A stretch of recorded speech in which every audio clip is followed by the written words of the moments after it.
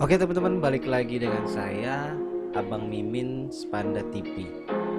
Nggak kerasa ya, udah 75 tahun Indonesia merdeka. Kamu pasti udah pada tahu sejarah kemerdekaan Republik Indonesia. Tapi di sini Bang Mimin pengen coba jelasin sedikit atau mengingatkan kembali tentang sejarah kemerdekaan Indonesia.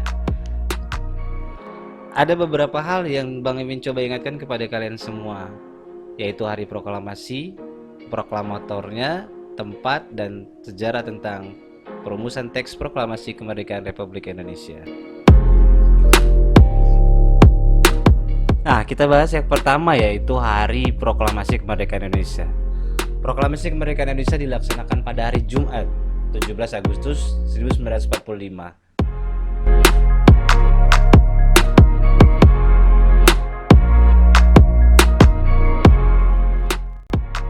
Nah, kalau yang ini siapa yang nggak kenal? Kalian semua pasti kenal sama yang memiliki wajah di foto ini. Ya, IR Soekarno atau Insinyur Soekarno adalah proklamator kemerdekaan Republik Indonesia. Saat membacakan teks proklamasi kemerdekaan Republik Indonesia, Soekarno didampingi oleh DRS Muhammad Hatta, yang kemudian Insinyur Soekarno dinobatkan sebagai Presiden Republik Indonesia yang pertama.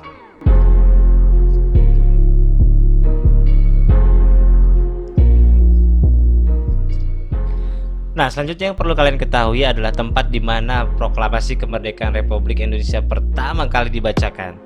Proklamasi kemerdekaan Republik Indonesia dibacakan di sebuah rumah hibah dari Faraj bin Said yang beralamat di Jalan Pegangsaan Timur nomor 56 Jakarta Pusat. Jalan Pegangsaan Timur telah berganti namanya menjadi Jalan Proklamasi. Dan kediaman Bung Karno yang dijadikan tempat pembacaan naskah proklamasi kemerdekaan pun sudah tidak ada lagi dan digantikan dengan kehadiran Tugu Proklamasi yang dahulu pernah dibongkar atas perintah Bung Karno. Dan di situ kemudian dijadikan gedung pola pembangunan semesta. Di lokasi itu juga kini berdiri sebuah patung Soekarno-Hatta yang menggambarkan suasana pembacaan teks proklamasi pada tahun 1945 itu. Ya, yang terakhir yaitu tentang teks proklamasi. Sebelum kita membahas tentang teks proklamasi, lebih enaknya kita dengerin dulu teks proklamasi asli yang dibacakan oleh Presiden Soekarno. Check it out.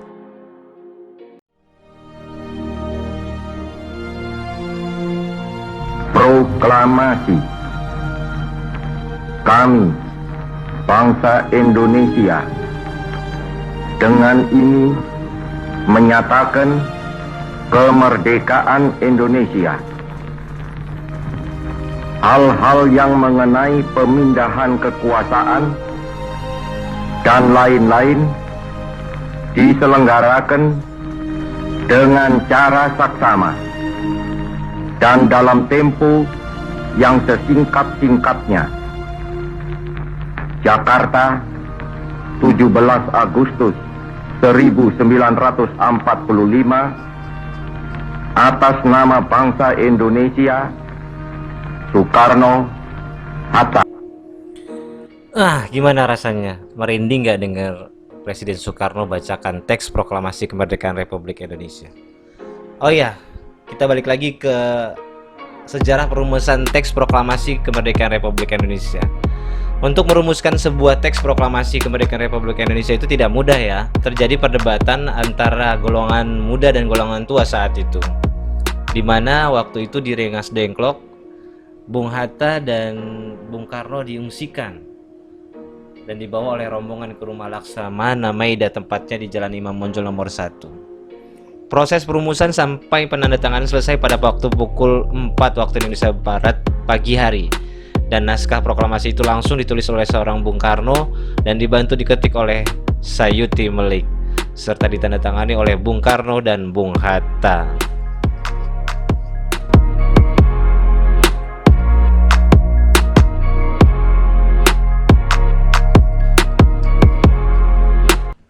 Nah, setelah kalian melihat semua tentang sejarah proklamasi kemerdekaan Republik Indonesia, saatnya kita akan membahas mengenai makna Hari Kemerdekaan Republik Indonesia untuk siswa-siswi SMP Negeri 2 Bandar Lampung.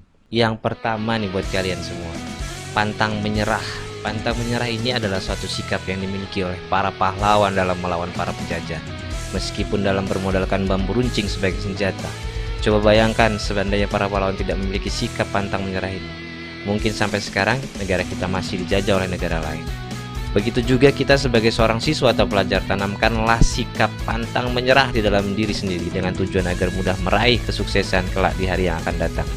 Jangan mudah menyerah untuk terus mengasah kemampuan yang dimiliki meskipun kita tergolong orang yang tidak pandai. Menyerah hanya akan membuat keterpurukan pada diri sendiri.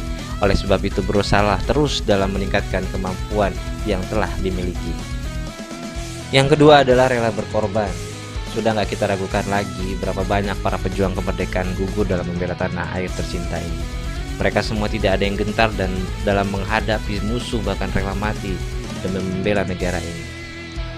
Hal yang seperti inilah yang patut kita tiru, yaitu dengan cara mengorbankan waktu yang kita miliki untuk belajar dan meningkatkan prestasi diri kita sendiri. Kita korbankan waktu untuk pergi ke sekolah dengan tujuan mendapatkan ilmu pengetahuan. Kemudian kita korbankan waktu bersantai kita untuk mengerjakan tugas yang diberikan oleh guru kepada kita.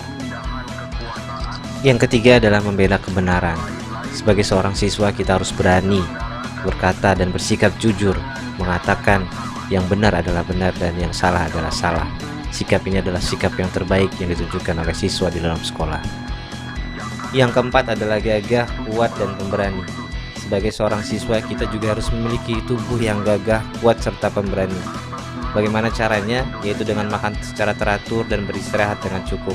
Makan yang teratur akan menjadikan tubuh kita semakin berenergi sehingga selalu siap ketika menghadapi pelajaran, bukan malah sebaliknya terlihat lesu dalam belajar. Selanjutnya tidurlah secara teratur, tujuannya supaya kita berada di dalam kelas tidak dalam keadaan mengantuk. Selain itu juga kita menjaga kesehatan dengan cara berolahraga yang teratur.